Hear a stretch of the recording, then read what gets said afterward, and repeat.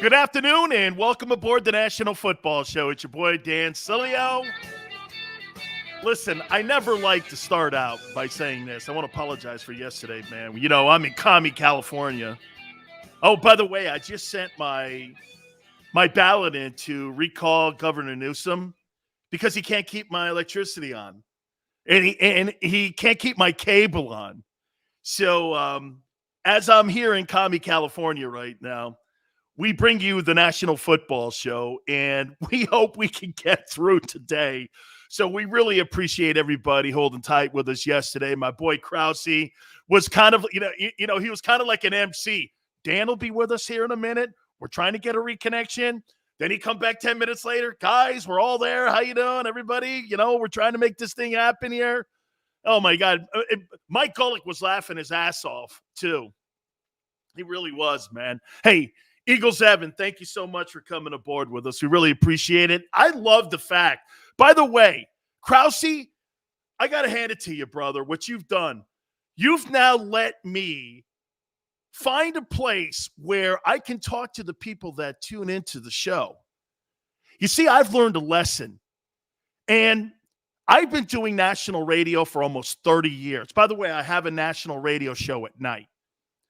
But one thing that the streaming, Twitch shows, and everything have shown me, nobody cares sometimes what Big Sills is saying. Sills, give me some of the stuff that I'm coming into your restaurant for, like Italian food. I'm coming into your restaurant, Sills, for some football, dog. That's what we have here for you, too.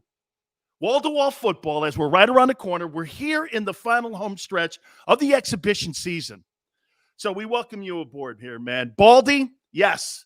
Brian Baldinger, he's so kind. He goes, damn, dude, pay your bills. I'm like, it's not me. It's Commie, California. He will be in hour number 2. He had to make a move because he's covering the Jets today.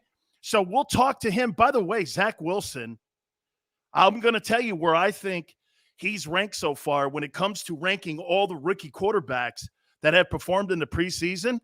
I'm going to tell you where I think he is, and he's at camp today, so we had to move him up a little bit, so he'll be 5:30 Eastern time. We'll talk to the former Cowboy and Eagle. I believe Baldy went to Duke. Truly one of the best, and Krause says it too, one of the best football guys the NFL Network has. So that'll be an hour too. So this hour is wide open for all of you guys. Any questions you have, please bring them to the show. I've got some topics we want to hit on. There was a game last night. I watched Urban Meyer and his sorry-ass roster. I mean it, really. That Jaguar roster, I said last week that the Eagles had the worst roster in the NFL. I'm going to back up on that one because I saw the worst roster in the NFL, and that was clearly last night, and that's that Jacksonville Jaguar team. They have no O-line. They have limited playmaking ability. Their quarterback is going to get annihilated. I understand now why Urban Meyer has not named a starting quarterback now, because I might not want to get Trevor Lawrence killed in the pocket because I don't have the offensive skill people to protect the kid. The defense is a sieve. There's a few dudes over there that can make other NFL rosters, but the majority of the players that are on the Jacksonville Jaguars roster could not make a very good NFL. Like, how about this?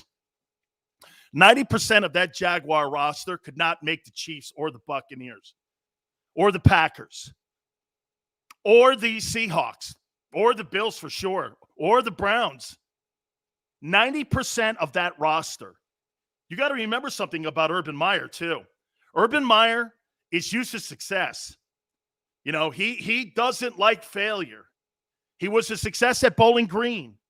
He was a success at Utah. He was a 2-time national champion at Florida. He was a major success at Ohio State. So what he's going to go through, the big thing that I would say about that head football coach is going to be this: patience. That's why when you have a rookie coach like Nick Sirianni with the Eagles, let me throw this at you here. The reason why Nick Sirianni is going to do better than what Urban Meyer is going to do in Jacksonville, why do you think that is? Why do you think a first-year head coach in Nick Sirianni or even Brandon Staley with the Chargers, why do you think those guys are going to have more success than Urban Meyer's going to have? as a head coach in the NFL. Why would you think that? By the way,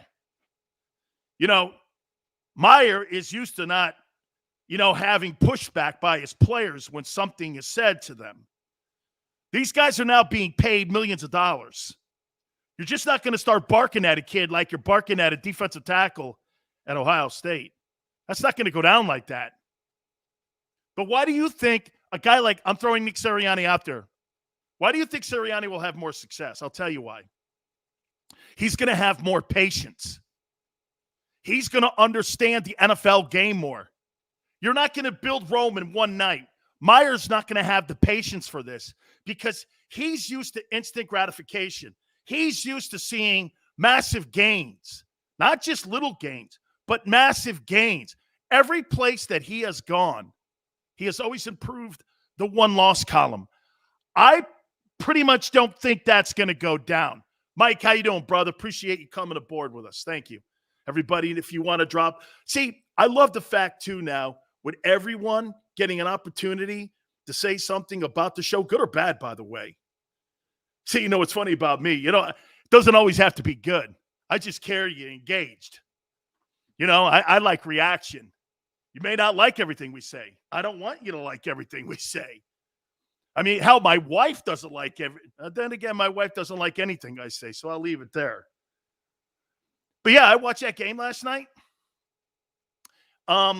Yeah, I was like, dude, that guy, I don't know. And I tweeted it out at Dan Sileo show. I guess it's time for another maybe medical issue for Urban Meyer to call it a career.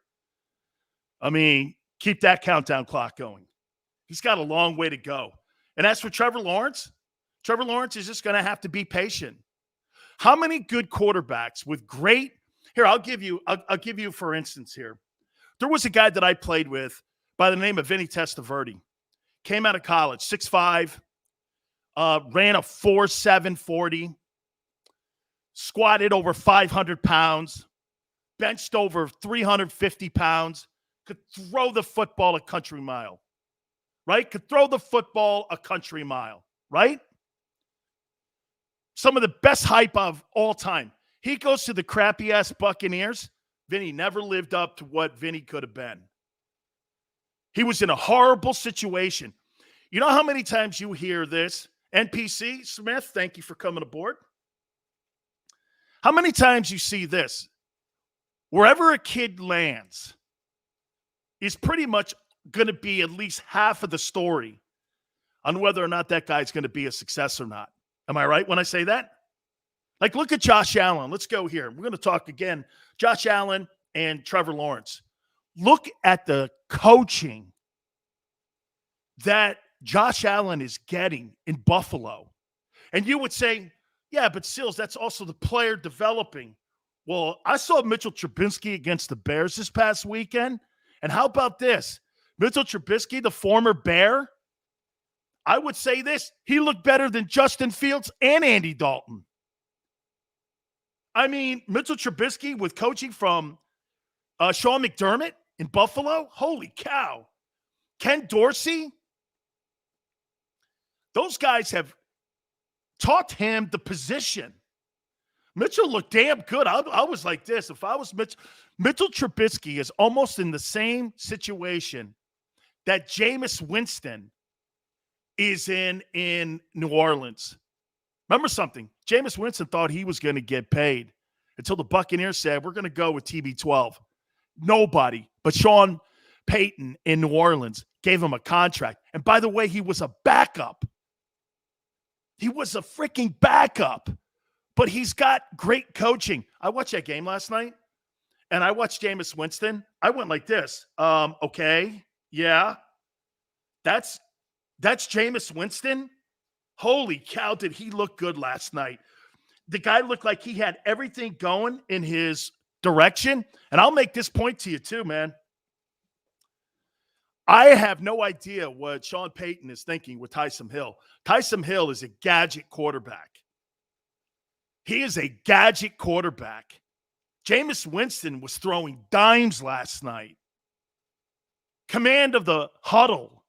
Moved in the pocket well.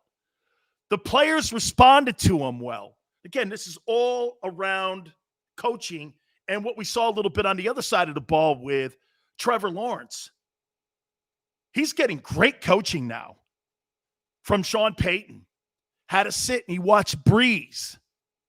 We've kind of done this in reverse a little bit with Jameis. Jameis was thrust into the NFL. Big-time draft choice. Given the reins. Threw for 5,000 yards, right? Big-time completions, attempts. Big-time turnovers. Remember something, though, in that remember something in when you're talking and you're inside of Bruce Arians' offense. No risk it, no biscuit, right? Can't have that when you have a young quarterback. And Bruce was telling this guy to chuck it down the field. Even Brady was struggling last year, early in the year. Remember, Brady had turnover. I think Tom had 11 turnovers last year. That's high for him. So what ended up happening? He went to Bruce Arians, and he went like this to him. Dude, we've got to do more intermediate passing game. And that's what turned really the tide for the Bucs last year after that Bears defeat. So circling back, will Trevor Lawrence get the coaching that he needs in Jacksonville? I don't know. I don't know if he gets the coaching that he needs because he looked awkward. And by the way, that whole team looked slow. Why do you think the Jags looked slow last night? Well, not everybody knows what's being asked of them. He's trying to put a college system along with an NFL passing game all intertwined, and guys are confused. They all look slow, not just the quarterback. Everybody looks slow. So, yeah, man. I mean, and by the way, to go over on the other side with Jameis, why do you think Sean Payton hasn't named starting quarterback yet? Why do you think he hasn't picked Jameis yet over Taysom Hill? He said he's going to do it Saturday. Saturday night sometime he's going to name starting quarterback. Why do you guys think? What's the number one thing you think a quarterback has to have with the head coach? Trust. I think just like in Pittsburgh with Dwayne Haskins, you know, they're all doing this with Dwayne Haskins. Man, this kid looks good. Dwayne Haskins has had a pretty damn good camp. And I'm telling you, the Steelers are keeping it low profile, but he's had a hell of a camp. And they are thrilled with what they're seeing. Mike Tomlin is thrilled. And get this, Dwayne Haskins is asking questions to Ben Roethlisberger. Roethlisberger's coaching the kid. This guy's finally getting good coaching again, probably the best coaching he's got since he was at Ohio State. And now everyone in Pittsburgh's doing this. Wow. But what's the one thing he has to build with Mike Tomlin? Trust. These organizations, I don't care what kind of talent you have, folks. I mean this with all my heart. If you don't have the trust of the organization, and most notably the head coach, that's a process.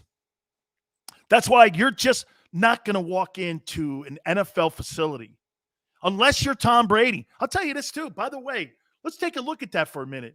You think Tom Brady and Bruce Arians, right out of the gate, had the trust factor with one another? I don't think so. That's why they were 7-5. Remember what Bruce Arians said when asked the question about bringing in Antonio Brown? Nah, we're good. Jason Light, the general manager, was asked the question. Nah, we're good. All of a sudden, they got to be around Brady a little more.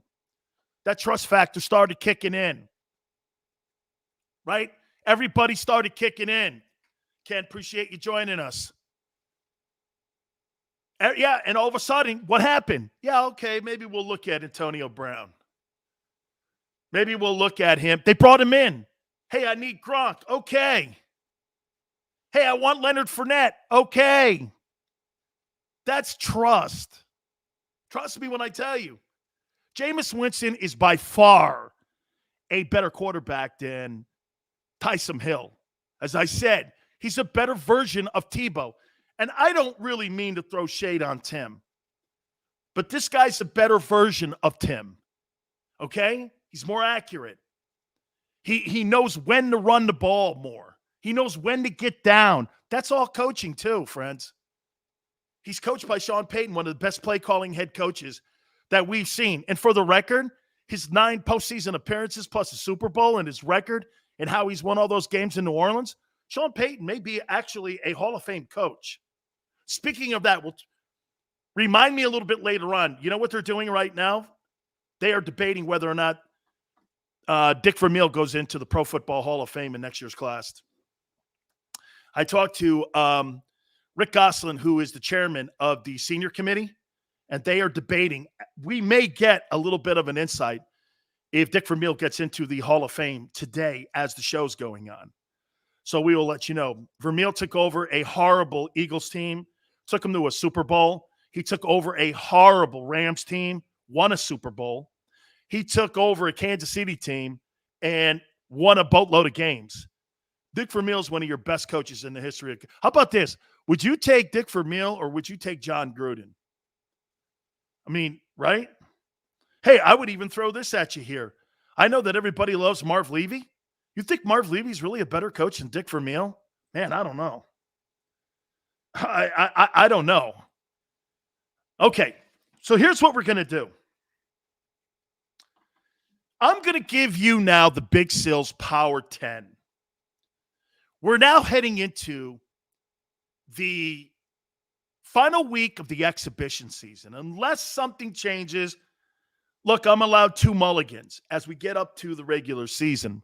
Once the regular season starts, I don't change anything because you have to take the war of attrition into account when you don't get a chance when you go to Vegas to go over to the sports book and go, hey, look, man, Brady got hurt. I want my bet back.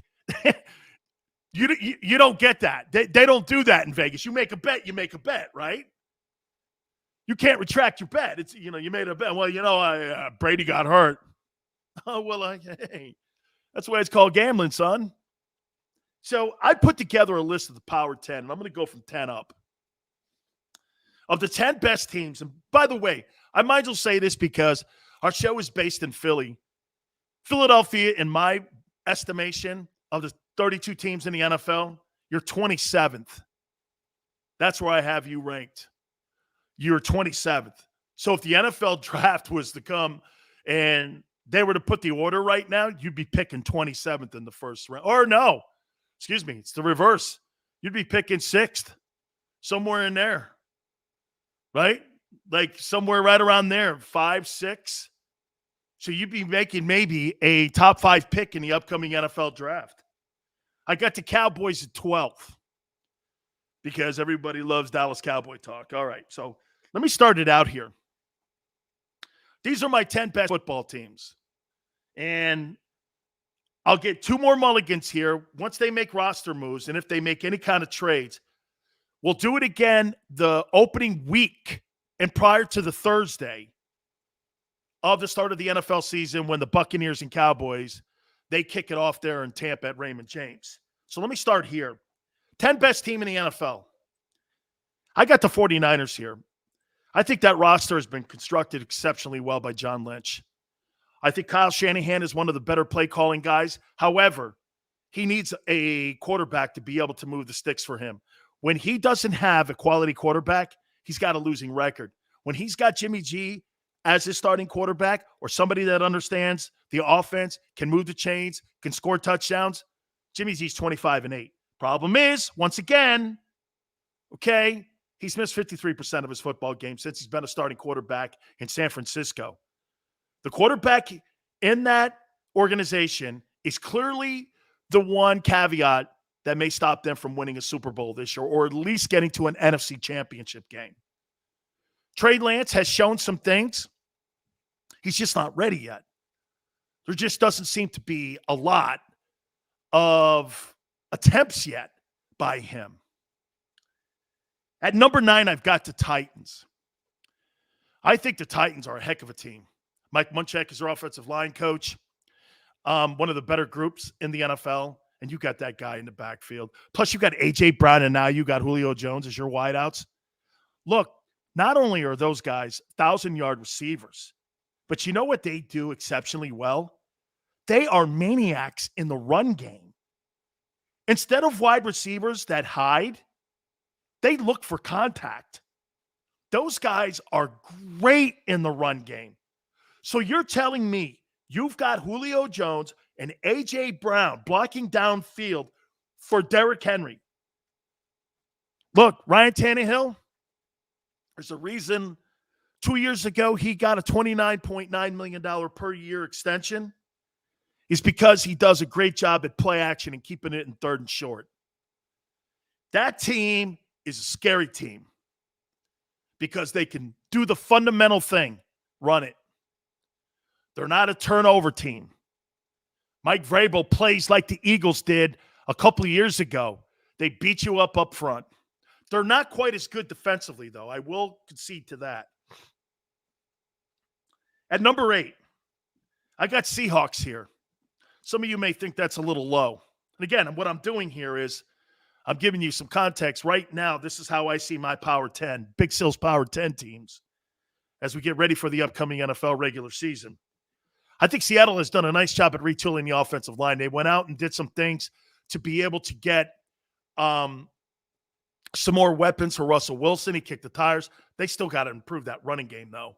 And the reason they're low on my totem pole here is because they can't run the ball effectively like they did with Marshawn Lynch a couple of years ago. You know, Russell Wilson was at his best when he was running the rock. And he was able to take that offense, and they were able to run it. And once they got into the red zone, outside of the Super Bowl that they flubbed up, in my opinion, by not handing it to Marshawn, but they really haven't had an effective running game since Marshawn Lynch was in that offensive huddle.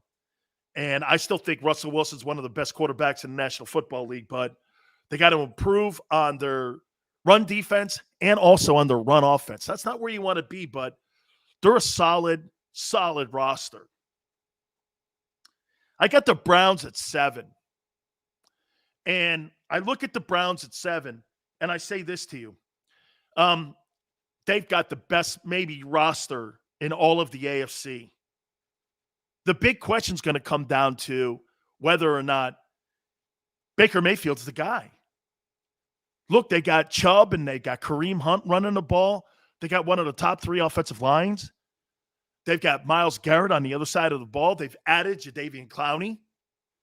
I mean, they got a great football team. And my question mark is really the quarterback. Is he going to continue to improve like he did last year? Okay? Is he going to continue to improve? All right.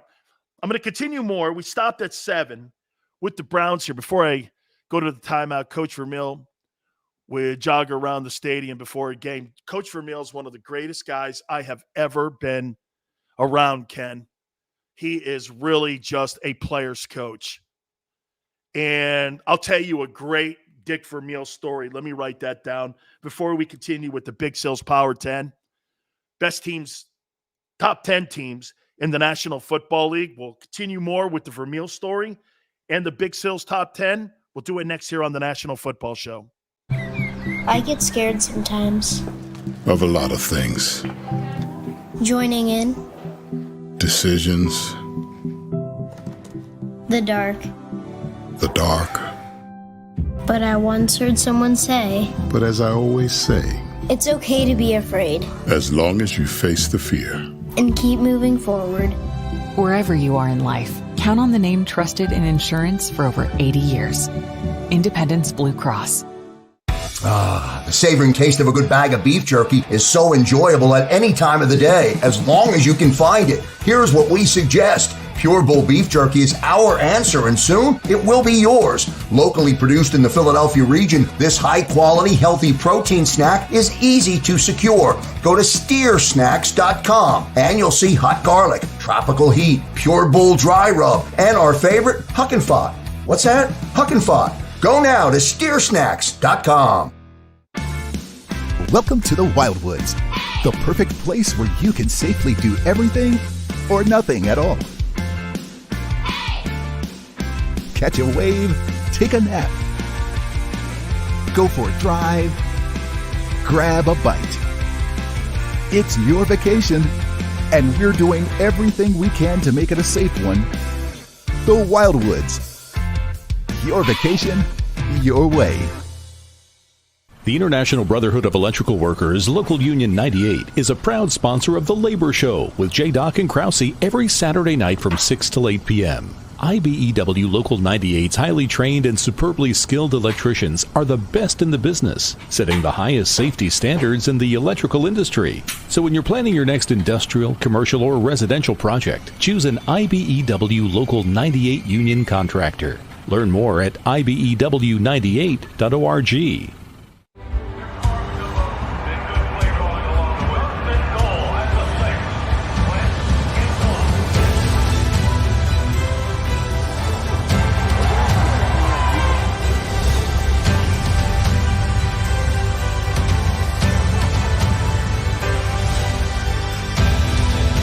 Field of life, First Trust Bank is there for you. Champions on three. 1, 2, 3. Because Philadelphia dreams deserve a Philadelphia bank. This is a key. It's a family tree. It's a pair of wings. It's a secret handshake. And a ticket to anywhere in the world. It's more than a uniform. It's the door to a world most people only dream of. There's Strong, and then there's Army Strong. Try it on at GoArmy.com.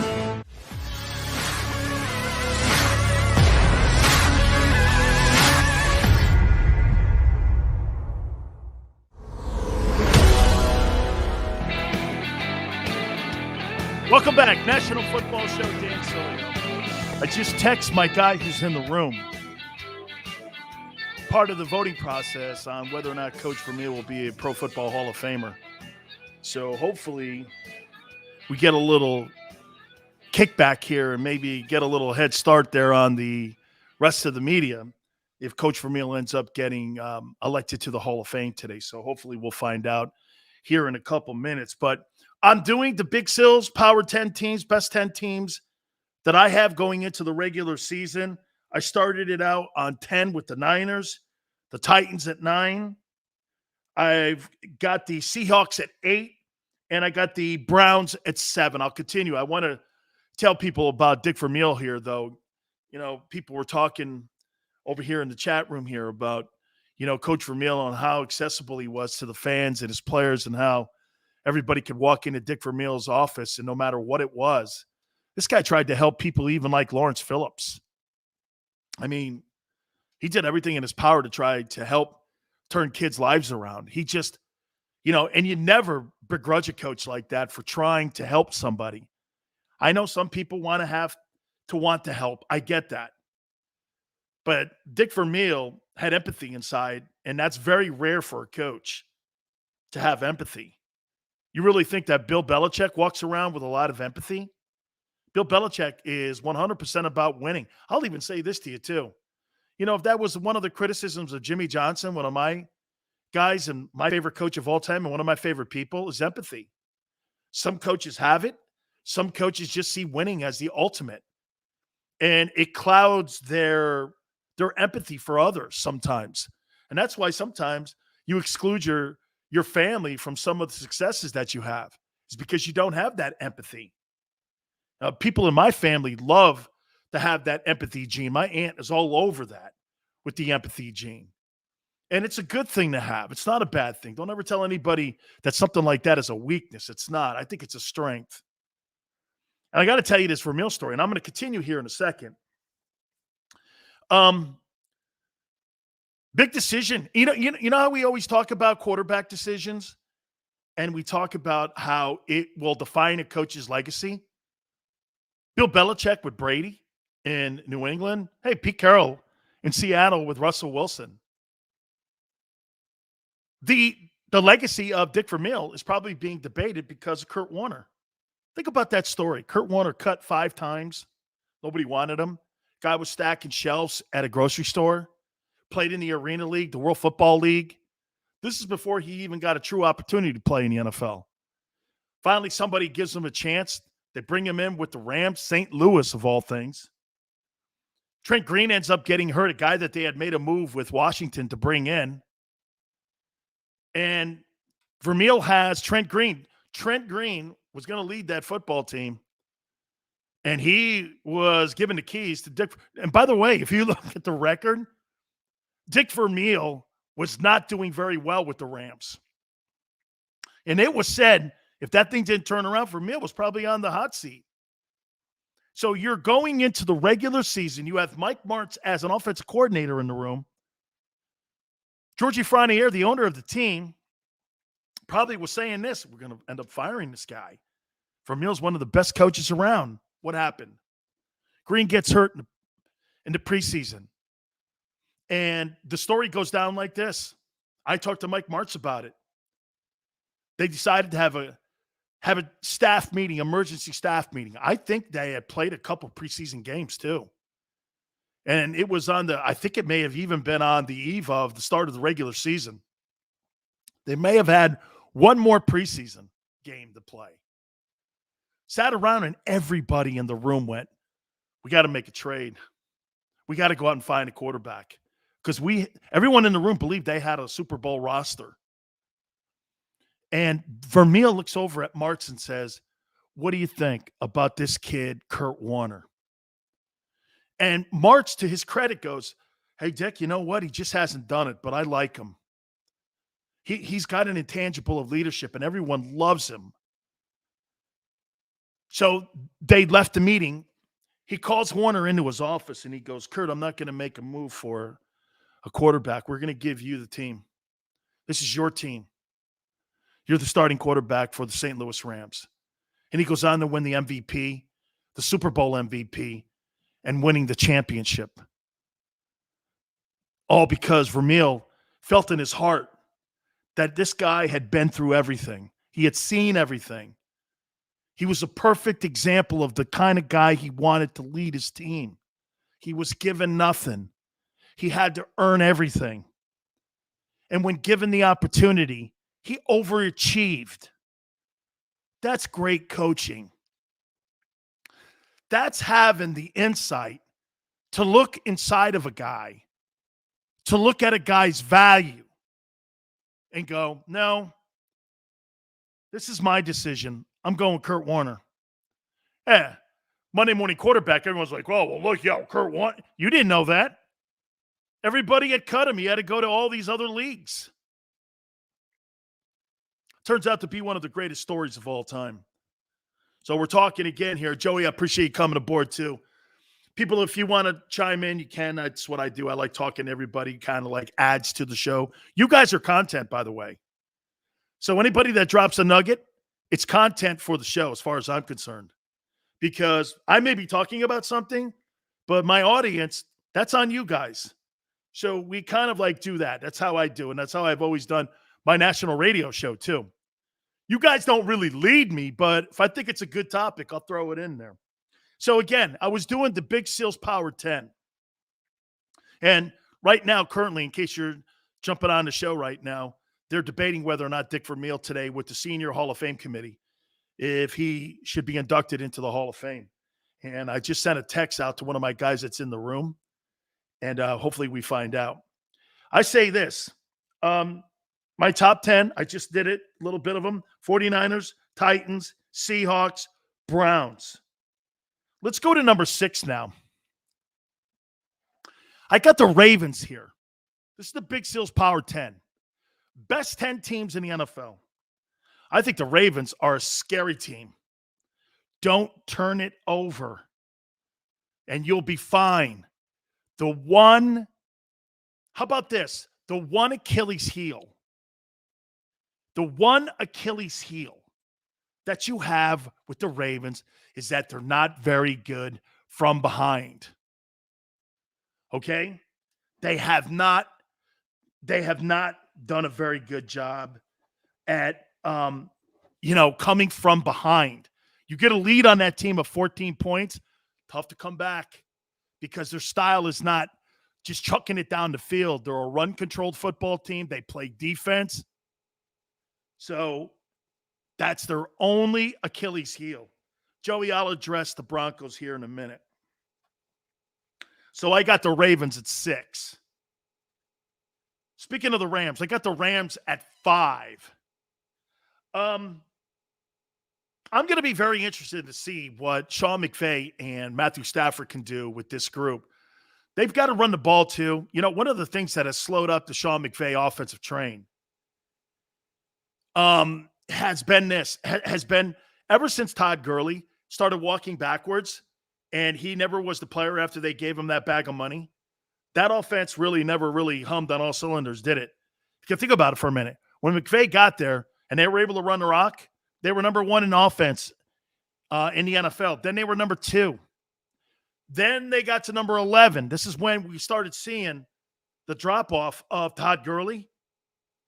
Okay? You know what they were last year? They were 22. So that's got to improve. They've got to get back into at least the top 15. And if Stafford has any kind of running game, and if he doesn't, he'll be back in Detroit again. What has been the one thing that has stopped Matthew Stafford from having tremendous success when he was in Detroit? They only had 1,000-yard rusher in the last 15 years, and it was Reggie Bush. Look how long ago that thing was. So the Rams, they play good defense. Raheem Morris is now their D coordinator. I know him very well. Posted a great picture of me and Raheem on my Twitter page at Dan Sileo Show. I have a lot of respect for the guy. I drilled him when he got the Buccaneer head coaching job. And, yeah, I'll never forget it. I went like this to Raheem.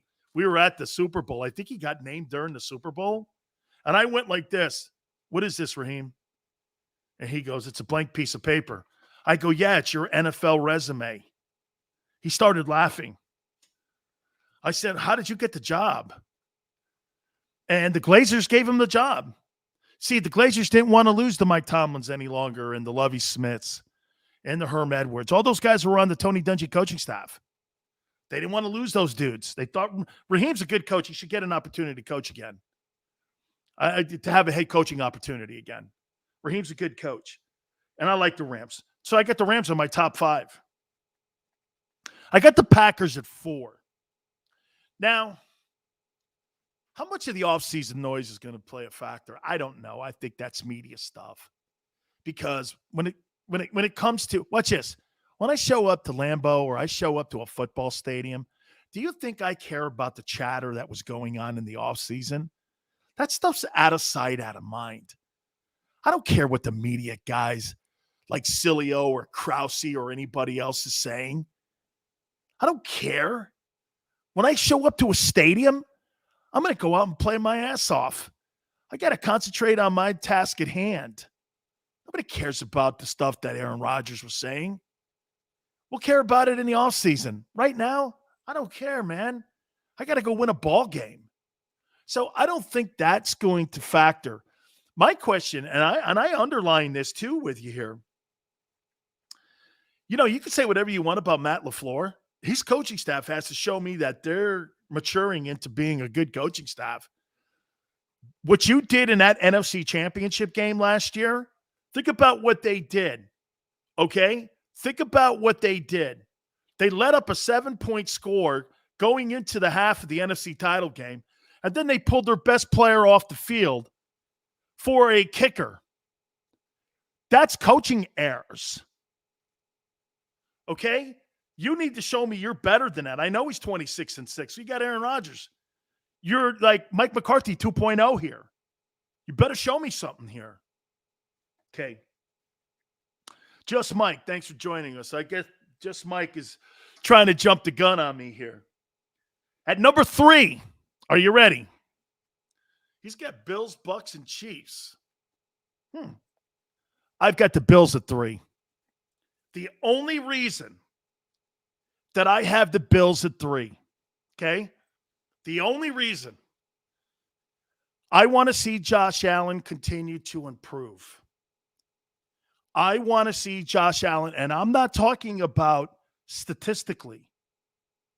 I'm talking about consistency of winning.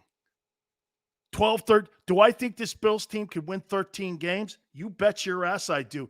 Do I think they could host home field advantage throughout the AFC playoffs? You bet your ass I do.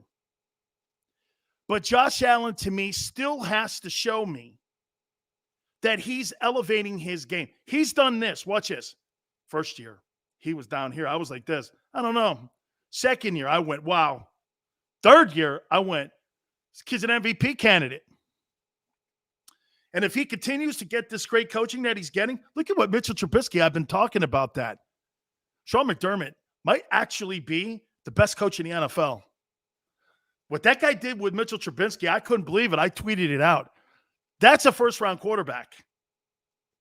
That kid looked like if you called the Bills right now and you wanted to make a trade for Mitchell Trubisky, I don't know that the Bills would take anything less than a second-rounder, and maybe they may even hold out on that because he looked awful good. He looked better than anything they had in Chicago. And that wasn't hey, by the way, as I move up here, you think that's a good look for Matt Nagy? How do you know all those people in Chicago aren't doing this now? So wait a minute here. Think about this. If you're a Chicago Bears fan, you're doing this. Okay, so he might have effed up Mitchell Trubisky's growth as a quarterback. Look at what he did when he's getting around great coaching. How do we know he's not going to do that to Justin Fields? Everybody in Chicago's barking at right now. Dude, it's a management thing now in Chicago. I'm not so sure it's a quarterback thing. Your general manager and your head coach have to win immediately. Yeah, and by the way, people are bringing up, he's from Wyoming. Do you know that the current head coach here at Wyoming has an under 500 record? So the best coaching that Josh Allen has gotten over the last 6 years has been in Buffalo. Here is my second best team. I got the Chiefs here. And the reason I have the Chiefs sitting at 2, I think the Chiefs and the Bucks, I think it's 1A and 1B. I think Patrick Mahomes is the best quarterback talent in the game. He is the best quarterback talent in the game. And if you were going to start a franchise with any quarterback in the history of the league based on talent, you'd be hard-pressed to find anybody saying that they would take anyone else, maybe Rodgers, maybe Elway, something like that, than Patrick Mahomes. This guy is a freak in a good way. He is a heck of a football player. I think their running attack is one thing that's going to worry me a little bit, because if you stop the run like Todd Bowles did in the Super Bowl and you make the Chiefs a one-dimensional football team, I think that is kind of their Achilles heel. Because remember back a couple of years back when they had Kareem Hunt running the ball, he constituted for 38% of their offense coming out of the offense that wasn't, Patrick Mahomes related. And he was a big factor when he got knocked off that football team. And I don't really think that they've been able to do it with Hill and Kelsey, but they need to get a little bit better of a running attack going. A little bit better of a running attack going. Of course, I got the Bucs number 1. I said to you, the greatest talent maybe in the history of the quarterback position is Patrick Mahomes, but the greatest quarterback of all time is in Tampa. Brady has systematically done something, and I'll make a comparison to you. He's not Michael Jordan. Tom Brady is more like Magic Johnson. This guy makes every guy that he's ever played with better. He motivates them. He encourages them. He coaches them. He befriends them. He does all the things. Whether you're Aaron Hernandez, look at the people that he has dealt with in his playing career. Aaron Hernandez, Antonio Brown, Corey Dillon. Look at the people that he has had to kind of have conversations with, of guys that had dents in the fender. He looked through that. Tom Brady's not talking about character. We're talking about winning games. Do you know that I would say this to you? That Aaron Hernandez and Antonio Brown, it was probably professionally the greatest times in their life when they were able to have a guy that believed in them with that resume. Of all their times, maybe Hernandez when he was at Florida too, and Urban Meyer believed in him, and Tebow believed in him. Hey, you want to hear something else? Tim Tebow wore number 85 in honor of Aaron Hernandez. Remember, he said that. That's why he wore it. He wore it because of Hernandez. So he's the greatest leader of men. So here are my top 10 teams. 49ers at 10. Titans at 9. Seahawks at 8. Browns at 7. Ravens at 6. Rams at 5. Packers at 4. By the way, I love list. Bills at 3. Chiefs at 2. And Bucks at 1. I've got the Eagles number 27. And I've got the Cowboys 12th. I don't know how anybody looks at what the Eagles have done this exhibition season and not come away with this. Well, they ended the season horribly, and they really haven't done anything, in the preseason to make you change that notion. Now, some of you would say, well, they went out and got Devontae Smith. Okay. They went out and got Devontae Smith. Congratulations. Who's throwing him the ball? Well, it's going to be Jalen Hurts. Okay. Well, let's see that. Okay. Let's see that. I want to see that. All right. So I think Joey asked me, the head coach in Denver hasn't named the starting quarterback yet. Vic Fangio has not named the starting quarterback, Teddy Bridgewater or Drew Lock. Here's what I would do. Drew Lock has not looked that bad. Okay? I've seen him throw the ball. But then again, I will look at it like this. Drew Lock is not very good. He's just not very good. Don's giving me hell over here for ranking them 27. All right, Don, you throw a number out. Where do you think they are in the NFL's power rankings? I'd love to hear this. And give me some context. Not just your give me some context, too. I would name Teddy Bridgewater as my starting quarterback. Teddy's one. Teddy's a former Pro Bowler. I think the team probably will respond better to him. He's a great guy to have in your huddle for the next 3 years. I don't think you're going to go anywhere with Drew Lock. I think Drew Lock is a little bit better of a version than what you had there with, well, no, he's a lot better than Paxton Lynch. But I don't, he's just too wild, Drew Lock. I mean, I look at Teddy Bridgewater. Teddy Bridgewater has gone through everything. By the way, catastrophic knee injury in Minneapolis. Goes down to New Orleans, reinvents his entire career there. Okay? Then, he gets the big deal, goes to Carolina. He ends up losing Christian McCaffrey in Carolina. Carolina didn't like the offense, didn't like he was a dink and dunk guy. That's what they do in Denver. Okay. See, Don says here, so the Cowboys are at number 12 and have the worst O-line and D-line. That's a lie. D-line, I agree. O-line, they have the second best offensive line in the NFC East next to Washington. That's a lie. Okay? They have the best quarterback, the best wide receiving core. I would say an overrated running back. Their coach is not very good, but I don't know anything about Nick Sirianni yet. They're bringing in Dan Quinn. Not that I think that that's a big upgrade from Mike Nolan. I don't know. Dan Quinn's last year when he was the head coach in Atlanta, they couldn't put anybody on the ground. In the NFC East, our O-line will be better. How do you say that after watching that performance and after getting drugged like they were looking for a dead body in a lake against the Patriots? They were looking for a dead body using the Eagle O-line as a rake. Are you kidding? That offensive line was horrible.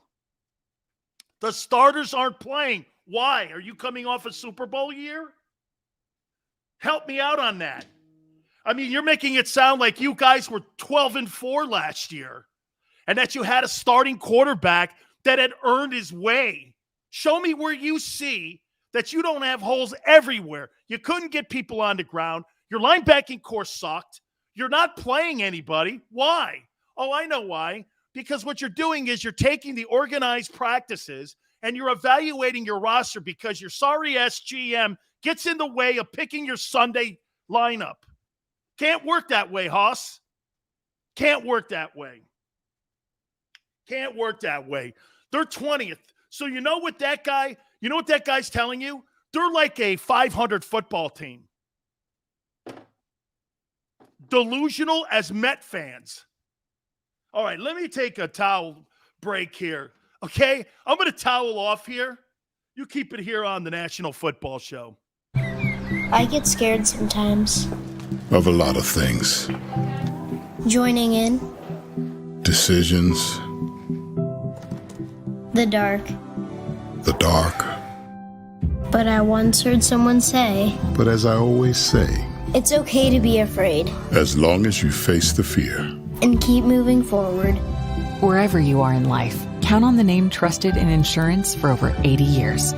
Independence Blue Cross. The savoring taste of a good bag of beef jerky is so enjoyable at any time of the day, as long as you can find it. Here's what we suggest. Pure Bull beef jerky is our answer, and soon it will be yours. Locally produced in the Philadelphia region, this high-quality, healthy protein snack is easy to secure. Go to steersnacks.com, and you'll see hot garlic, tropical heat, Pure Bull dry rub, and our favorite, Huck and Fod. What's that? Huck and Fod. Go now to steersnacks.com. Welcome to the Wildwoods, the perfect place where you can safely do everything or nothing at all. Catch a wave, take a nap, go for a drive, grab a bite. It's your vacation, and we're doing everything we can to make it a safe one. The Wildwoods. Your vacation, your way. The International Brotherhood of Electrical Workers, Local Union 98, is a proud sponsor of The Labor Show with J. and Krause every Saturday night from 6 till 8 p.m. IBEW Local 98's highly trained and superbly skilled electricians are the best in the business, setting the highest safety standards in the electrical industry. So when you're planning your next industrial, commercial, or residential project, choose an IBEW Local 98 union contractor. Learn more at ibew98.org.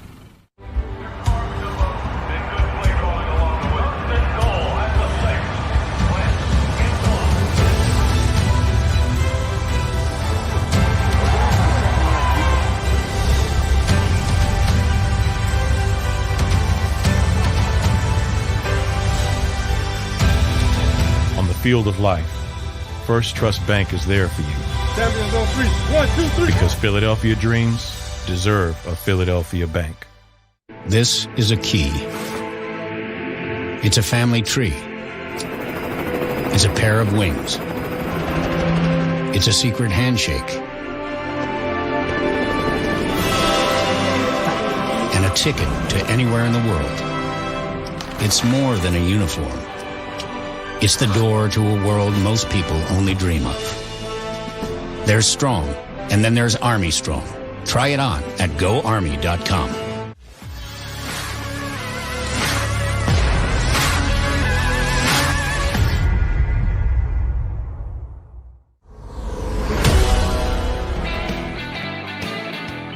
Welcome back. National Football Show, Dan Sileo. Brian Baldinger from the NFL Network will join us in hour number 2. So Don says I've been crapping all over the Eagles for months now. Well, when you're 4-11-1, dog, and you show no heart in your last game with anybody, even your seconds and threes, I don't know. What do you want me to do? Oh, no, here, this is what I'll do. Well, you know, they finally got rid of the – here's what Eagle guy wants to hear. You want me to play that side of the aisle? Okay. hey, we finally got rid of that cancer, Doug Peterson, even though it was one of the greatest eras in the history of Eagle football. Oh, and you know that cancer that we drafted out of North Dakota State, Carson Wentz? Guy's the biggest loser going. Unbelievable, man. Finally, we got a guy in there who was fired from Alabama, had to go to another team, and we traded up to get him in 2. You know, he's a second rounder now. Even though the Eagles had no intentions of ever playing that guy as a starter, they were going to have him as a seatbelt. But now all of a sudden, because Eagle dude thinks that they drafted him to be the heir apparent, is absolutely ridiculous. He was a seatbelt, dude. He was the guy in case you fall off the back of the boat and they have to throw you a life preserver to reel you in on the boat until the other guy's okay to get back in the game. He's a substitute teacher. But I'm going to sit here, that 4-11-1 record that you had a year ago. Hey, man, you know, see, what we do here is I do what Parcells says. You are what your record is.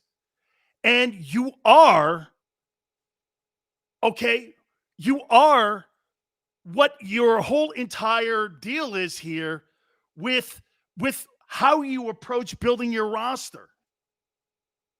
So what was Tom Brady or Dak Prescott? It's a great question, actually. It's a great question. Can somebody I'll tell you one of the things that Don is bringing to the show here. And by the way, any of you can bring anything you want to the show here. Okay, and I will say this to you, Don. If they show up in the first 4 games and they play hard and they show they want to win, can they contend in the NFC East? There's so many unperfect teams in the NFC East. Okay, and by the way, I saw people talking about, Ryan Fitzpatrick. So you're assuming that Jalen Hurts is a better quarterback than Ryan Fitzpatrick. You're assuming that. Here, I'm going to do something right here live for you. Hey, Don, we're having a friendly discussion here. This is one of the coolest things that other places can't do. You know what that is? Sports is the last place we can have a debate. And nobody gets their panties in a bind. You know what I'm saying? You start talking politics with somebody, people lose their skulls. Right? Watch this. I'm going to do something live here. How many passing yards has Ryan Fitzpatrick? How many passing yards has Ryan Fitzpatrick passed for in his career? He's thrown for 35,000 yards on 9 different teams. And before you say anything about Jalen Hurts throwing for 35,000, no. Hoss, nobody gets under my skin but my wife and my kid. Oh, my kid got under my skin last night. Oh, it was about a guy too. I'll have to save that. It was about a guy. Dad, I don't want your input at all in this. I don't care. Man, I was so pissed last night. Holy cow, man. I'm like, Didi, I don't want to hear anything from you, Dad. I don't want any advice about a guy from you. Oh, man, that pissed me off good. Rob, listen. Hang on here now, everyone. Wait, before we start piling on, okay, Big David, hang on here now. Before we start piling on here now, let's do something constructive here in this process here. All he's saying is this, okay? All he said, Dr. Phil, are you kidding me? I need a psychiatrist, Joey. Here's what has to happen, okay? Hey, how about this? Do me a favor. Let's do this by grades. And if you want to use incomplete, that's fine. What do you think the running game is in Philadelphia? A, B, C, or D? I'm going to put my grade, what's this, running game. Don't forget Brian Baldinger, too, at the bottom of next hour. Okay? Tone, appreciate you coming aboard. I want you guys to give me right now. Let's do this here. Running game. Jeez. I'm sorry, man. I got to put that there. What would you say the running game is for the Eagles? I put a D down. Okay? Am I wrong when I say D? Joey B, D. Mike Smith, A? Oh my God. He doesn't. B. No. I'm going to get to the O-line. No. Running game. Dave's probably right there with that C-. Let's go with the O-line. Rank me the O-line because they have to pass probe and they have to run block. Yeah, hey, Mike, you better hope it ain't last year because you're 4-11-1 last year. Swice, C. I think we're kind of in that room. C-, C. I think we're kind of in that room. B-, way too high. Oh, you're saying the O-line?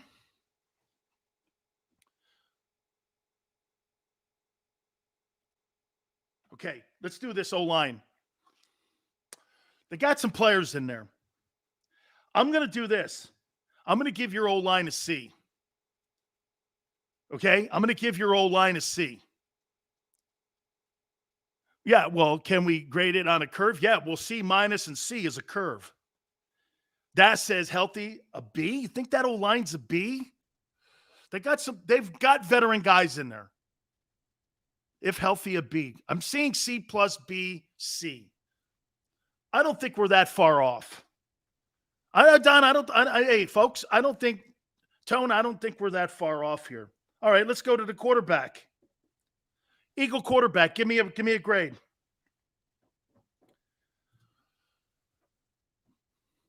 Swy says B if healthy. Yeah, and you know why? You know why Swice is saying the Eagle O-line, if healthy? Because he's saying this, they don't have depth. Which means they don't have guys that they can move around. Joey B says Jalen Hurts is a C. That's pretty optimistic, Joey. That's pretty optimistic. Tone says D. I got incomplete. I told you could throw incompletes in there. Ken says C-. I got incomplete because you know why? I don't know yet. Man, I watched him against the Washington team last year, and he sucked. He just sucked last year. That's it, Don. Unknown. I'm with you. Deb Swice, I'm with you guys. We're on the same page. By the way, this is not a rip. He may come out the first. Hey, watch this. Watch this, guys. He may come out and throw for 350 yards in the first two games. I don't know yet. Yeah, Big Dave, I'm with you, man. I'm like that too, man. Wide receiving core. It's honestly an unknown. It is. Wide receiving core. This is where I think you guys, let's see over here. 2.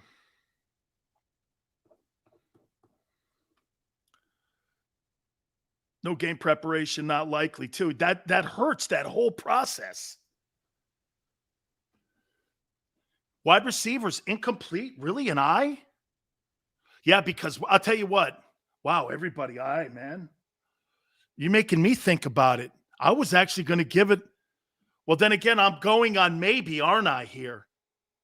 Because, hey, here, let me throw you something out what my boy Krause said. You know what my boy Krause said? Holy cow, this Devontae Smith, he's going to be a game changer. Look at the crap that he did when he was at Alabama. I'm like, okay, great. That means nothing today. Absolutely means nothing. Means zero right now. As an Eagle, he basically has done nothing. Let's see here. You guys think really incomplete? It's a crapshoot with the wideouts. Man, that Rigger kid, man. 1 week, he looks like this guy is somebody that could pick it up from a year ago. Then this last week, whew. Oh.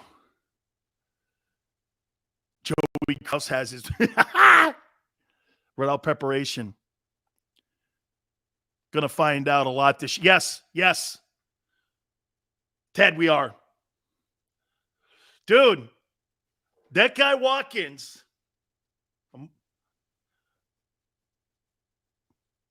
All of a sudden, you know what? Remember, something about Antonio Brown. Do you guys remember what round Antonio Brown was drafted in? Antonio Brown, I think, if I'm not mistaken, was either like a 5th or 6th rounder in Pittsburgh. Dude, they always find wideouts. I like this Quez Watkins kid. Here, wide receiver, man. You really want to go incomplete again? Okay. So this is what we have for grades. Watch this. And you tell me, who's Xander Krause? Tight ends. Good job, Don. So wait now. Are we using Zach Ertz or not this year? Are they going to have him active? I mean, what are they going to do with him? Tight ends?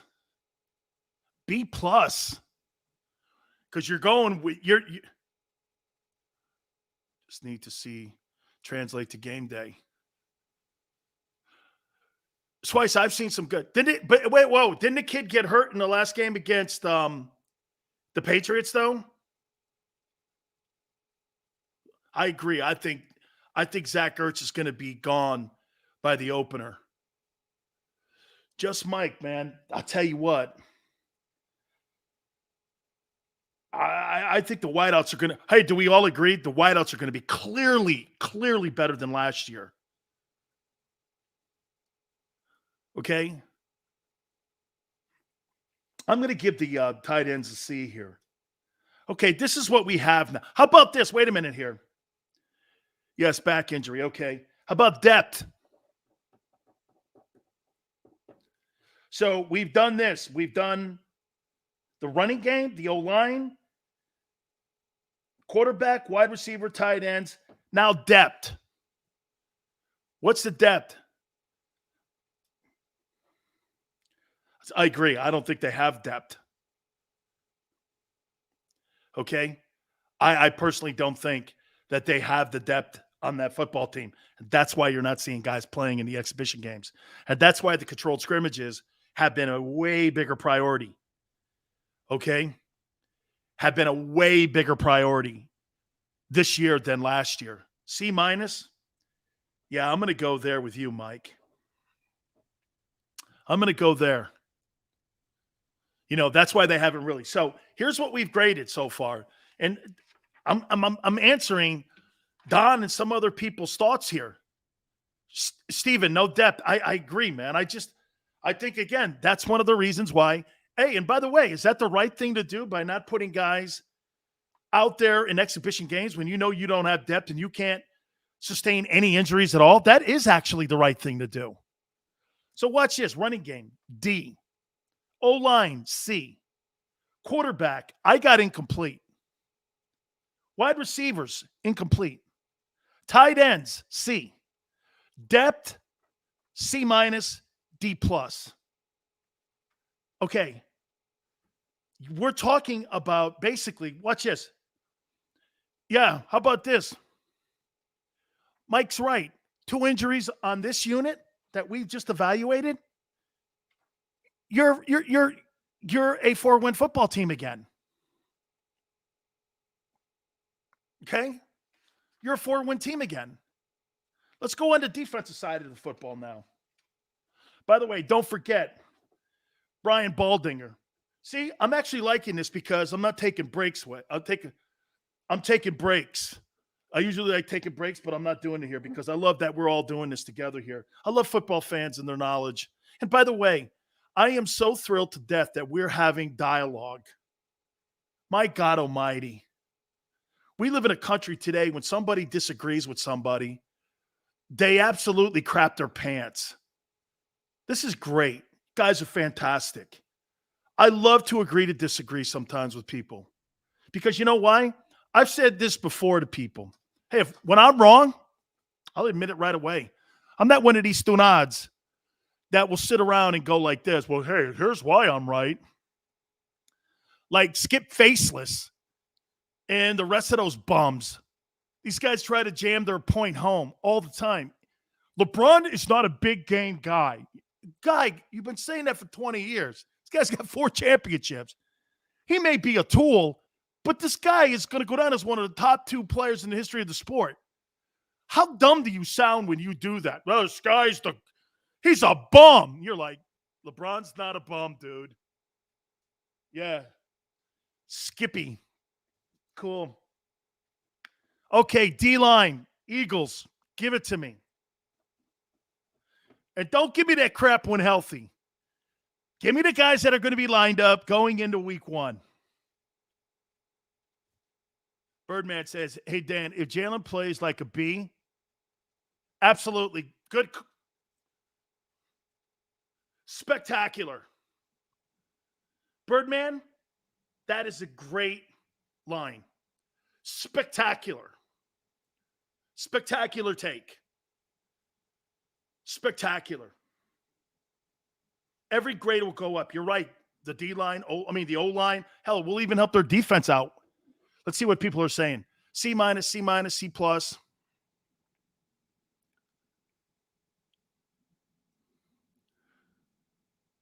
Oh, God. A+. The Eagle D-line is the A+. Eric, B+. Second in sacks last year.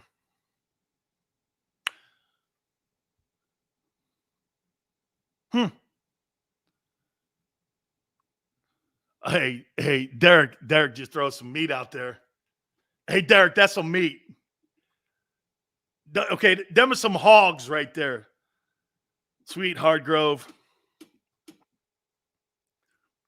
And Cox.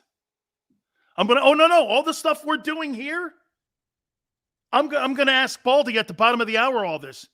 You guys, I told you were content today. Oh, no. I told you guys were all content today. No. Look at this. And by the way, don't ever think that Big Sills isn't prepared. Okay? Don't ever think that. Because look at here. Okay? I got a whole bunch of crap that we're still going to go over yet. Okay? Flacco rules. Yeah. About 10 years ago. This stream needs to come up with Baldy questions. Let's see here. Top 10 D-line. All right. Second in sacks. I didn't realize that. So wait a minute here. The Eagles were second in sacks with a 4-11-1 record.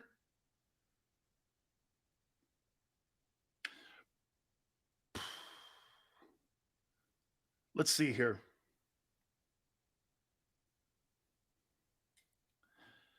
I will do this. Is a B- fair?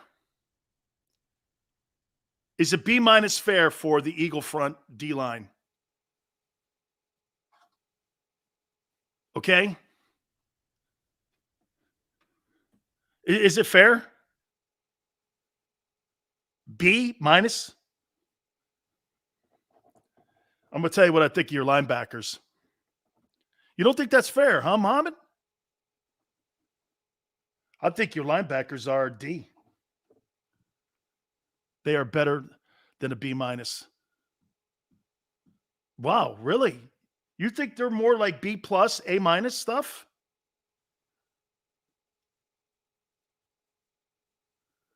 You've been listening to Krause. When healthy, Fletcher's my favorite DT. Reminds me of Jerome. Wow, you guys have it. I'm going to compromise and go B+. Anthony.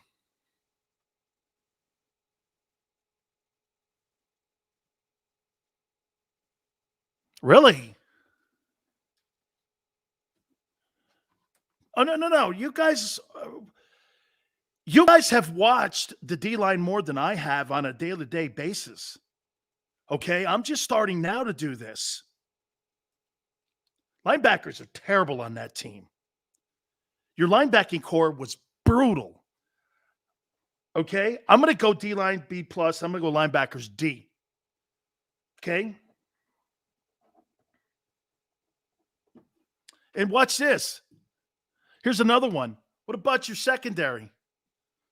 Dude, Howie's been looking for corners and free safeties for like 3 years now.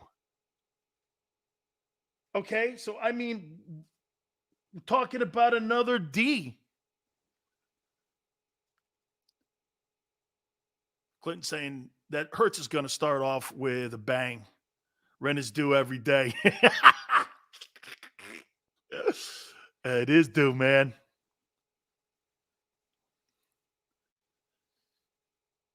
DBC. Wow, that's high.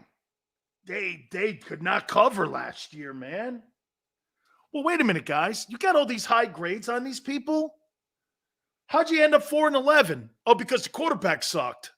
So you're putting the whole emphasis on Carson Wentz and why that team stunk, and you don't think you have holes everywhere else? Hey, Anthony's over here like this. Hey, that linebacking core is a solid D-. Oh, it's good. It's good. It's good, man. That's good. I like it. Oh, man. Injuries, true. I get it. No doubt about it. There were massive injuries on that team. He did. Slay needed a guy on the other end of that thing to balance that thing out. Here's what happened to that Eagles team. I'm going to tell you guys flat out. Okay, no disrespect to Doug Peterson, who I like. You guys let the wrong coach out of the room.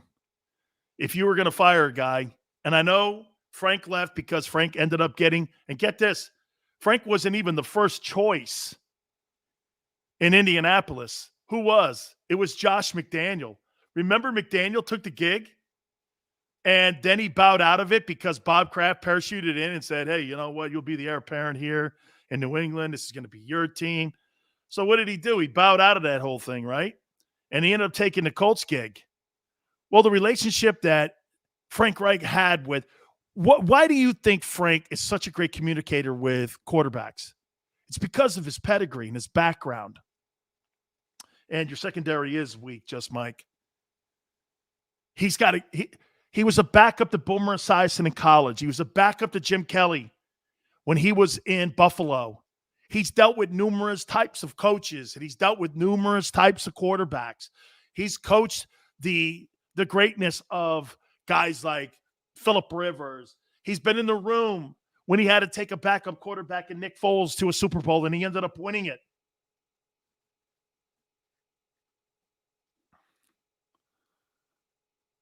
No, there's no doubt. The problem with the Eagles is your owner and your general manager. They just get out of the way and let coaches coach. Do you know why the Miami Dolphins are starting to turning it around now with Chris Greer? Why do you think they're turning it around with Chris Greer, the general manager, and Brian Flores? Do you know why they're turning it around? They're turning it around because Stephen Ross is not in the way anymore. And the general manager is working side by side with the head coach. They're a tandem. Howie's not a tandem with Nick Sirianni. There is no question the general manager has to eventually be on the firing block. That's a great point here. So let's do this here. Watch this. There's a difference of opinion. I got B+ for the D-line. I've got D for the linebackers, and I got a D for the secondary. What would you say for the depth of the Eagles? What would be the depth of that? I love a silent Jerry Jones too. Yeah, but know this, okay? But know this. Know this, though, man. Hang on here now. Know this. Okay? If the Cowboys ever had the general manager quiet, they might win 12, 13 games. I agree with you, Eric. Eventually, the owner's got to go like this. Okay, I've replaced everybody but the GM. Okay? All right, everybody, hang in there. I've got all your questions.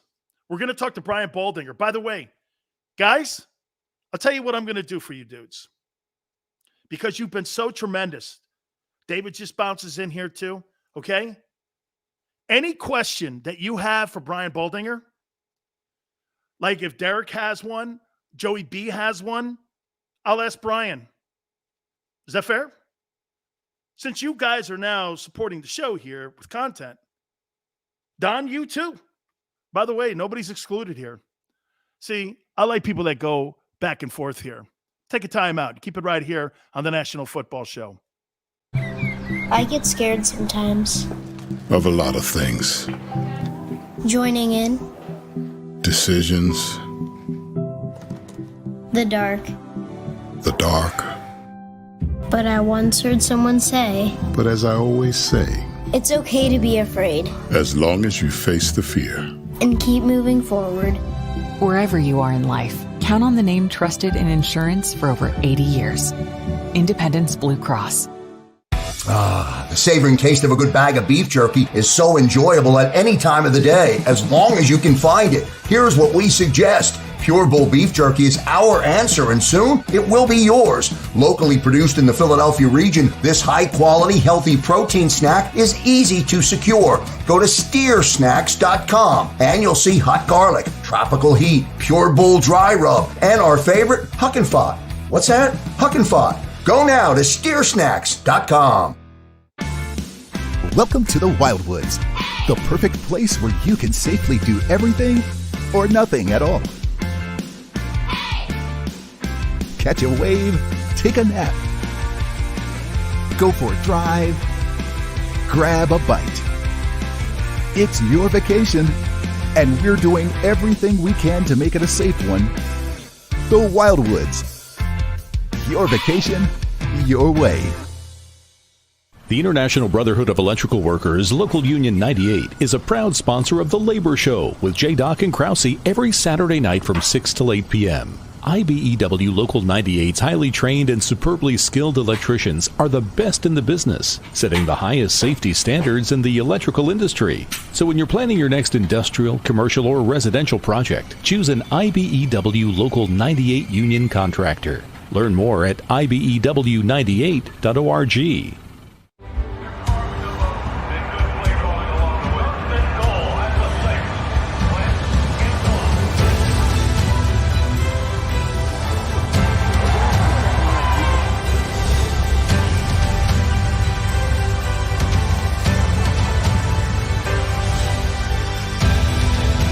Field of life, First Trust Bank is there for you. Champions on 3. 1, 2, 3. Because Philadelphia dreams deserve a Philadelphia bank. This is a key. It's a family tree. It's a pair of wings. It's a secret handshake. And a ticket to anywhere in the world. It's more than a uniform. It's the door to a world most people only dream of. There's Strong, and then there's Army Strong. Try it on at GoArmy.com.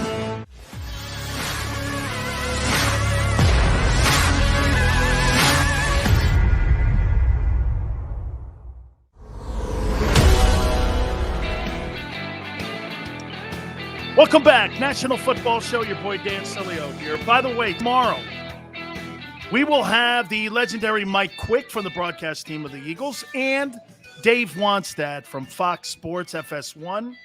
We will get his thoughts on everything National Football League, and we will talk with Mike Quick. So all the things that you guys are bringing up, I'm actually taking notes here, writing them all down here so that we can get a better assessment of where we're going here. And again, our show, as you all know, JAKIB Media is based in Philly, so one of the cool things about it is, I span the globe, and we always come back and we always end up talking a little bit about those Eagles, don't we? I do want to say this to you.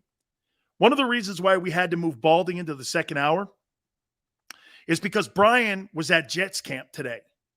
And some of the news coming out of the Jets this past weekend, I got to say this to you too about this kid, Zach Wilson. I tell you what, man, he may not look very big in the pocket, but this kid can make the throws. And everything that you're seeing on tape, I don't know what kind of offensive line the Jets have also. Okay, I saw some suspect spots in that game against the Packers. Not that the Packers were playing a lot of their frontline guys. They were doing kind of what the Eagles were doing. They were spot playing certain guys, keeping some of the veteran dudes out, okay, as they were going against that Jet team. But I thought the Jets methodically moved the team down the field. They moved the sticks. And I thought this kid Wilson, you know, I thought he showed a little bit. He could spin the ball. I mean, you know, coming out of college, you know, the big knock on him was he wasn't winning the truly huge games. And he wasn't really winning those gigantic games, you know, at BYU. He wasn't beating, you know, he wasn't beating like Utah and places like that. You know, I mean, I do. Yeah. So we're going to talk to him about that as well. I see Jay just dropped something over here with some of the comments over here. Jay, I still think that the fact that their offensive line has no depth on it. Okay. I mean, I just think that they just don't have a lot of depth on that offense. And that's one of the reasons why you're not seeing, you know, you always can tell when you have a limited roster when what a team does when it comes to the exhibition season. There's no question they're doing the same stuff right now in Los Angeles with the Rams. The Rams are not playing a lot of frontline guys at all. I don't even think Aaron Donald, has he played at all like in the exhibition? Maybe I thought I saw him in the second week. I may not have. I don't know if I saw him at all in the second week. But there's a football team that's built with big money, okay? That's a football team that has put a lot of money in guys like Jalen Ramsey. They put money in, you know, the quarterbacks.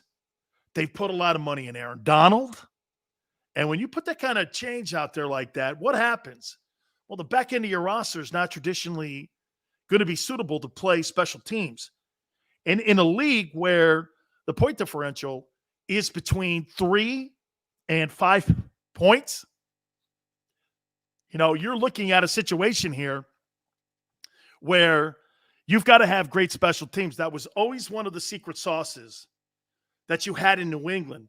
They were able to balance the cap and really able to really do a great job at keeping that cap. And why were they able to keep that cap down the way they were? They were able to keep that cap down the way they were because of what? Because of the fact the quarterback took pay cuts. That's what they were able to do, is take those pay cuts there. The Jets, though, Eric, come on, man. Let's be candid here. The Jets don't really have a good roster as well. I mean, of all the teams we're talking here, Jets and Jags, the Eagles are very limited when it comes to depth. They have more frontline guys than those other clubs that I mentioned. But come on, Eric. I mean, the reason we're not seeing like starters at all, you know, for the Eagles in the exhibition season is because they just don't have the people right now. You know, and this is what happens. Hey, when you have success and you got to start paying people, you know what I'm saying? And you got to start paying people the money. You know, this is part of what you're getting into here. Okay? This is part of what you're getting into when you have to pay for that success. You pay for that success, and make no mistake about it. Okay? It's going to end up getting you later on in the end here. Let's go back to some more of the guys here, what we're saying here. See, Muhammad says that the defensive line can still win a lot of matchups. Let me just say this to you. And Muhammad's right. One of the big things that Jimmy Johnson used to always say about defensive lines, okay, a defensive line, if you got 4 guys, you can control a football game. You can control a football game with quality defensive front 7 guys. And that's why I'm always the big fan of having a front 7, And I'm always a fan of the 43, not the 34. And Khalil says this, Eagles have depth on both lines. They do not, Guy. Then why aren't you playing your frontline guys? I mean, tell me something. So what's the secret that Nick Sirianni has over Bill Belichick when Belichick plays his ones and twos, as long as he does to prepare for an upcoming season? What does Sirianni know as a first-year head coach? Okay? Let's go to our friend here, Brian Baldinger, who was at Jets camp today, and I got a bunch of questions, and people in Philadelphia are going crazy right now, but I do want to start it out in New York with the Jets. Baldy, you were at Jets camp today. All the hype about this kid, Zach Wilson, are you buying it? I saw him last week up in Green Bay, Dan, and I watched practice, and then I watched the game. He played a great game against the Packers. This past weekend, he's got a real number one receiver in Corey Davis. He's done very, very well with him.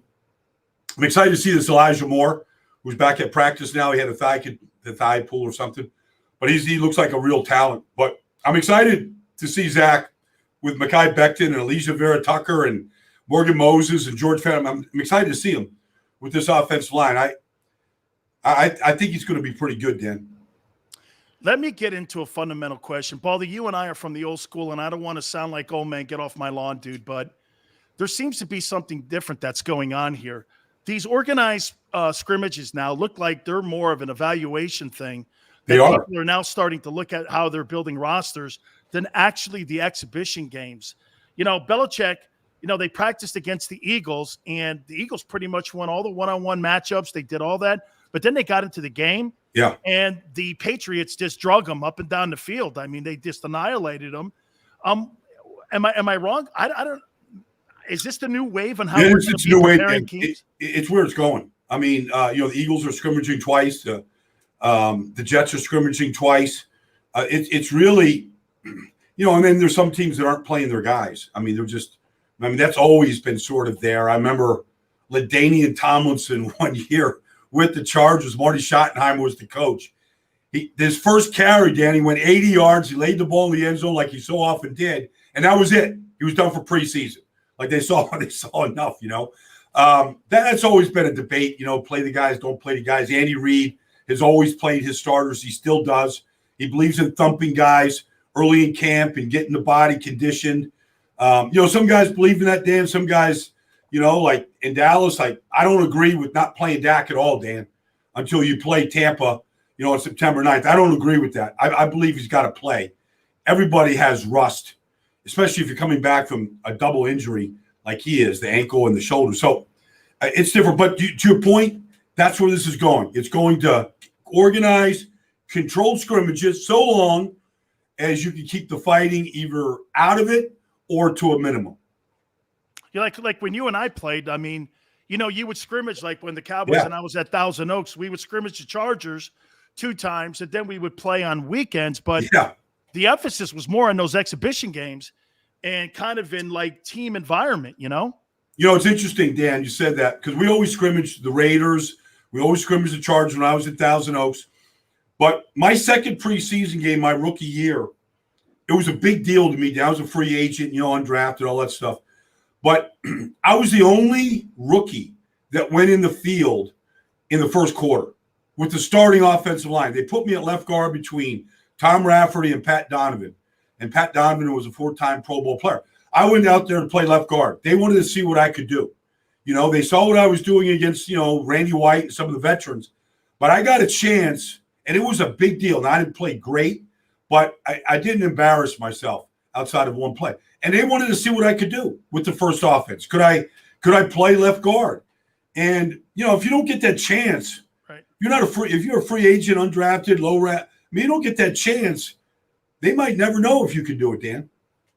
See, that's where I think you're missing out on the people, like you said. I mean, Larry Allen was a 12th round draft choice, out of Sonoma State. Sonoma State. And how would you have ever known? You would have looked at a 12th rounder and went, I don't know, is he going to get the reps? Let me get into some of these Eagle questions. By the way, I've had a lot of people ask me some questions Jordan Milata, give me your thoughts on him and what you think he looks like so far on what you've seen on film with him. I think he could be the most dominant left tackle in the whole game. Wow. He's going to win the job hands down. He's playing at 381, Dan. The first couple years he played at 360. He said he was too light. He was getting injured. His back was giving out on him. He's as good an athlete as there is at left tackle right now. He's almost never on the ground, and he has rare power. He dominated the Jets today. There's nobody that really challenged him. 4 years ago, he'd never put a uniform on in his life. He was a rugby player from Australia. Jeff Stoutland, the offensive line coach of the Jets, has been working with him. He's been his project. He's going to start at left tackle for the Eagles. There were some Sundays last year. He started 10 games. There were some Sundays last year. He was as good as anybody at that position in the NFL. Not every week, but some weeks he was. I'm a big fan. I think he can be a dominant offensive lineman in this business. Okay, with what you're saying then, because I looked at their offensive line and there's some interchangeable parts, Baldy. They're moving guys around a little bit here. And with the development of this guy, you know, I wrote this down here. I gave that offensive line a C. You think it's more of a maybe C plus? Oh, no, this could be I mean, Lane Johnson, Brandon Brooks, Kelsey, Siamalo, they've got depth. They played a lot of guys last year. Okay. This Nate Herbig is going to be a good football player. Jack Driscoll. They played a lot of guys last year as rookies that got time. Nate Herbig started 12 games. He could play center or guard for you. I think this could be a top 5 offensive line. No question. Lane Johnson is healthy. I'm biased, Dan. I work out in Lane's barn in the offseason in his backyard. I see all these guys. I know how hard they worked.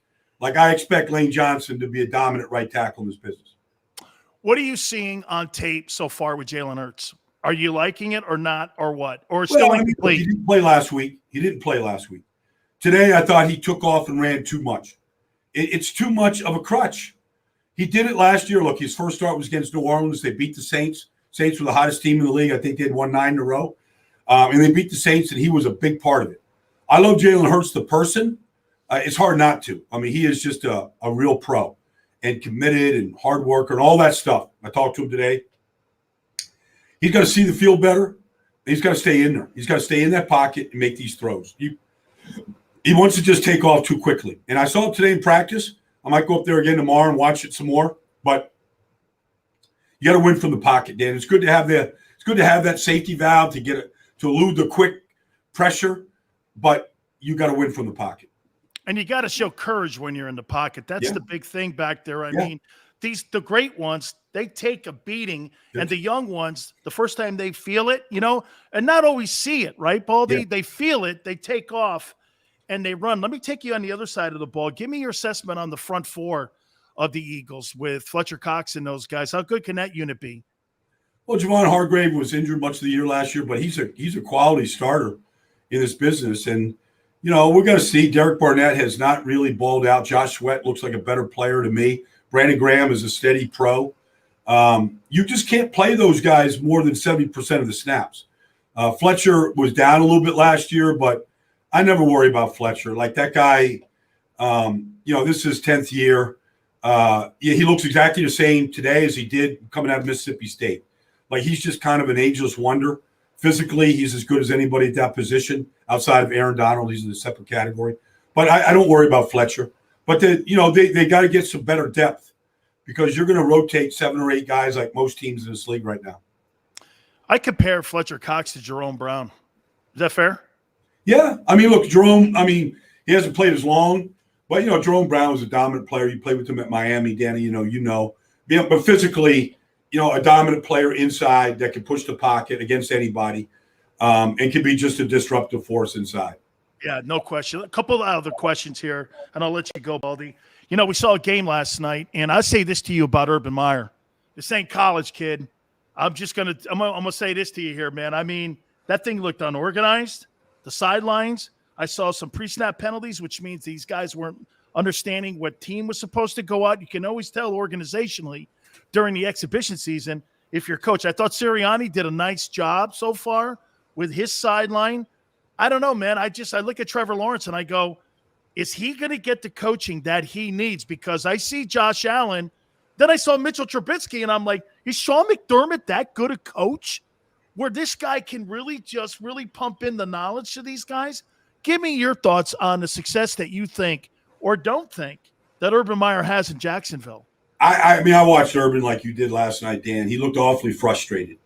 And I think, when he sees Sean Payton's offense, I mean, Sean Payton's still the star in New Orleans. Don't get that. Jameis played well, and I love Taysom, but, I mean, he's the star. The offense, he's got an answer for anything you do defensively, Dan. And he's locked in. And I think Urban was looking at that. He's looking at the talent difference. And I get the feeling, Dan, could be wrong about this, that's what Jimmy Johnson was his first year in Dallas. Like, okay, I got Troy Aikman. I got my quarterback. I know he's tough. The offensive line, I got pieces. And he came back in 1990, the second year after 1-15. He's like, he's running with Dave Wannstedt and, Dave Campo and the whole group. And he's like, what can we trade? Do we have anybody we can trade? Like this. And they traded Herschel Walker. They got a boatload of picks and players. And I get the feeling that Urban has always had better talent everywhere he's been, maybe even including Utah. And he's looking at this going, I need better players, man. And I think that's that's his frustration is I don't have enough good players. And I also think maybe in the coaching staff too, the offensive coordinator, because like you mentioned with Jimmy, the first thing that Jimmy had was David Shula. Yeah, and then North came the second year because David Shula was the offensive coordinator. Jimmy, the first move he made was firing David, and then they brought Norv in, and it changed the entire thing. So maybe he's got to really rifle through his coaching staff. You mentioned the Saints. Is this all come down to trust now, Brian, you think, with Jameis Winston? Look, he trusts Taysom. He knows who he is. He knows what he brings. And as you know this, the one thing that you can't have in this league is turnovers. This guy threw for 5,000 yards. He had all the numbers, attempts, completions, but it's always been something of, do I trust you? Same thing going on in Pittsburgh maybe with Dwayne Haskins. He's got to prove that he can, be trusted by Mike Tomlin. Is this what this comes down to now? Does Sean Payton trust Jameis Winston to be the starting quarterback for the Saints? I think he does. I mean, I know Jameis wants to be great. He wants to be good. He doesn't want to be a starter. He wants to be great. And he's got a chance. He's got a chance right now, in that system. I think Sean Payton has said it. Like, he's not throwing 30 interceptions with me. Yeah. Like, first of all, he won't be out there long enough to throw 30 interceptions. All right. So that I think the fact, like, I've watched Jameis in some games where you're like, he doesn't have any answers here. Like, there's no place to go. They just took this side of the field away. Like, he don't have time to get back to the other side of the field. And he would he'd see ghosts and force and all that. Okay. But I think this competition has been good for him. Like, I don't think, like, everybody says, oh, Jameis won the job last night. I don't believe that. Like, I believe this is going all the way down. He knows the competition, and not naming a starter is just bringing the best out of each guy every day in practice. And he's going up against a quality defense that does a lot of stuff. They have a lot of good players. Like, I think this thing is just going to keep going, through next week. And then, when the time is right, he'll make the announcement. But I think he wants to keep that competition and those fires burning in New Orleans at that position. Finally here for you. Who sees a starting assignment first? Mac Jones in New England, Justin Fields in Chicago, or Trey Lance in San Fran? Ooh. Well, there's a situation with Cam in New England, really favors Mac Jones at this point. It's a can of corn to him, go out there and complete balls. He knows what he's doing. He can play and you can win games with him. There's no question.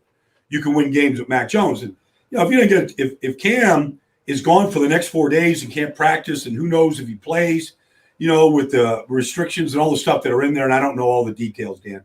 But I don't – there's no question in my mind that Trey Lance and Justin Fields can play. And if you put them out there, they can help you win a game. I said Justin Fields should get a chance to start with the number one offense and see what he can do. To me, he's earned that. And everybody in Chicago knows. The players know, Dan. You can't lie to your players. Akeem Hicks, Khalil Mack, they know when a guy's got it. They know this kid's good. So I just think it's just a matter of time until Justin Fields is in there. I'll leave you with this story here. So you mentioned Roadrunner, Randy White. So I'm at the $1 Million Saloon, of course, yeah. And we're sitting there having a steak, and I go, man, that's a really nice watch he had. He's wearing a Rolex. Yeah. And I go like this, man, that's nice. Took it off his wrist and gave it to me. And I was like, yeah, get this. Just gave it to me. And I was like, yeah, I got this for like making a Pro Bowl or something like this. Somebody gave it to me. They had made it for me. Da-da-da-da. And I'm going like this. This guy was my idol. It's the reason I went to Maryland before I went to Miami was because of this guy here, man. And yeah, $1 million salute. He said, so he's walking around going, hey, where's that watch, kid? Give me that thing back. I've had too many. Oh, that's good, man. Baldy, thank you so much, brother. I appreciate this, man. As always, man, I love you. Anytime, buddy. You got it, man. All right, buddy. You got it, man. That is Brian Baldinger from the NFL Network. Yeah, I had to give it back. All right. We'll hit on all your comments. Baldy kind of put me in my place a little bit. We'll react. Keep it here on the National Football Show. I get scared sometimes. Of a lot of things. Joining in. Decisions. The dark. The dark. But I once heard someone say, But as I always say, it's okay to be afraid. as long as you face the fear. And keep moving forward. Wherever you are in life, count on the name trusted in insurance for over 80 years. Independence Blue Cross.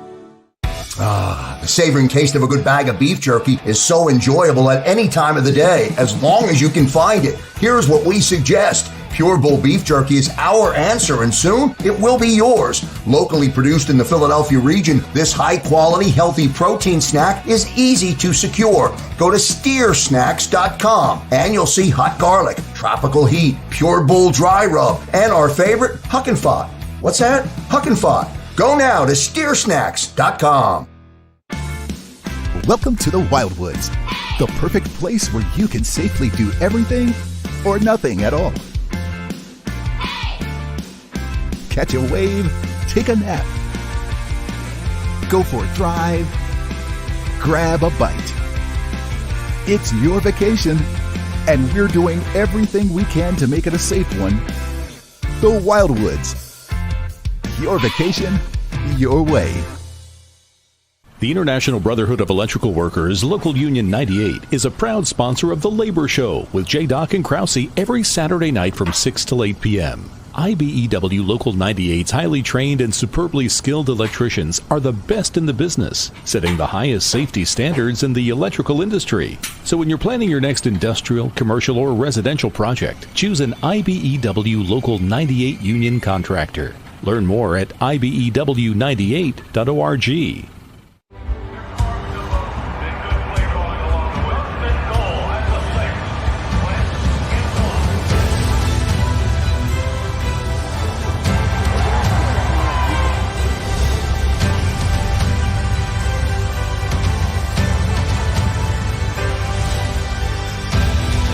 On the field of life, First Trust Bank is there for you.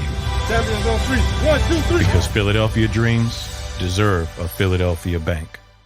This is a key. It's a family tree. It's a pair of wings. It's a secret handshake.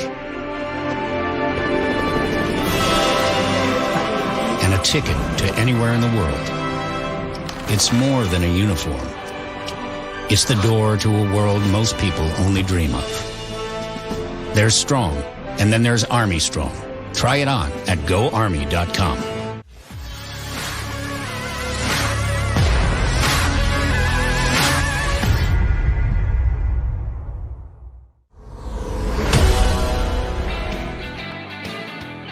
Welcome back to the National Football Show. Dan Sileo.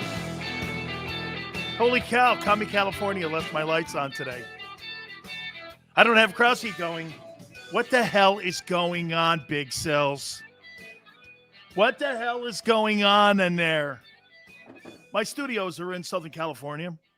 By the way, they're in Southern California. Trust me, my daughter leaves college. I'll be in the Keys with my boy Jimmy Johnson down in Isle Milata. Listen, I know a lot of you were posting things while I was talking to Brian Baldinger. Brian Baldinger, I take his advice and I take his analysis very highly. And Jordan, he said this kid could be the best offensive tackle in the National Football League. That's what Don's been saying. Okay? Just said, silly, underrating the Eagles. I don't know how you can overrate the Eagles, though, or give them a higher grade off a 4-11-1 team. You're solely basing that on the quarterback's play. Did you not just hear what Brian said? The quarterback didn't look good today. They did not look good. And wait a minute here. No, the quarterback didn't look good. He needs to be more patient in the pocket. I don't care what your offensive tackle looks like. If he's a good player or not, your quarterback he has frisky feet in the pocket, and this guy's looking to run too much. That's not – why would you draft Devontae Smith if you can't get the ball to him? That's the issue. By the way, if I missed some of the questions, if you'd like to re-ask some of the questions, if I can get to them, I will, because I was talking to Brian during that time. But look, he thinks that the Eagles' front seven can be better than what I thought. He thinks that there's some guys that played last year, okay? I'm going to take his word. Hey, listen, Brian Baldinger's paid to be an analyst. I'm paid to be a talk show host. Remember that. I have an opinion on what I see, but the reason, like tomorrow, I'm going to have Mike Quick on as well. And I'm going to have Dave Wanstad on from Fox Sports. And so we're going to go back and forth with those two. Okay? Don says right now he's one of the 5 quarterbacks that have 300-plus passing yards and over 60. I saw that stat. And 2 in 4 games. And yet, your football team is going to rely on a guy. So okay, well, Don, here's this. And the positive Eagle fans, you think, and by the way, let me do this to you too. Top 5 offensive, defensive lines. Khalil, I may be wrong, because if you listen to Brian, whose word are you going to take, Brian's or mine? I'm going to watch this. I'm going to take Brian's. Okay? I'm going to take Brian's. Because he's going to the practices and watching the one-on-one matchups. Okay? So I'm going by what he's seeing, and I trust him. I played against Brian. I know Brian a long time. I told you this before. Brian dated my wife. No jokes.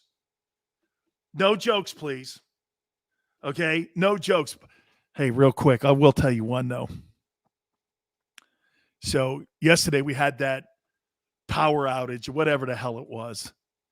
And Mike Golick couldn't do it. He's doing it next week sometime, I think Wednesday or something like that. I don't know what the hell it was. Baldy goes, the only reason I'm doing it is for my girl. I'm like, yeah, okay, kiss my ass.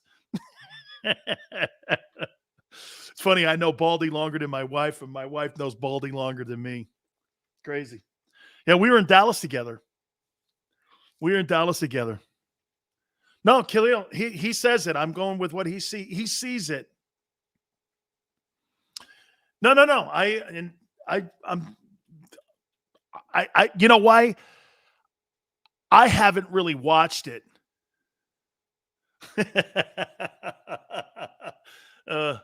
Hey, we'll leave that between us, all right? Just Whiteside and Tone, we'll leave that between us there, all right? I'll tell you what is troubling, though, a little bit about Jalen. Now. You know, that is one of the first things. Now, look, I will say this. As experience comes along here and he sees the game more, okay, there's a bunch of things I like about Jalen Hurts. There's a lot of things I like about him. I love the fact that, you know, he was in the Nick Saban system. Then he went over to the Lincoln Riley system, okay, and he was able to adapt to the Oklahoma players, then the Sooner players. You know, it really, there's no question. By the way, know this. Do we agree? The reason that Jalen Hurts was drafted so high, second rounders are high. Joe Montana was a 3rd rounder. Brady was a 6th. Is because of the play of Russell Wilson and Kyler Murray. Guys like that in the past, okay? Guys like that in the past really didn't get opportunities to get drafted that high. Jalen has that deer in the headlights. I don't know if I go that far, Ken. And when I said that quarterbacks have to have courage in the pocket, his ceiling's Russell Wilson. Wow, do you think highly of him? And you know what? I can't say no. I'm not a fortune teller, because if I was, I wouldn't be here. I'd pick lottery tickets.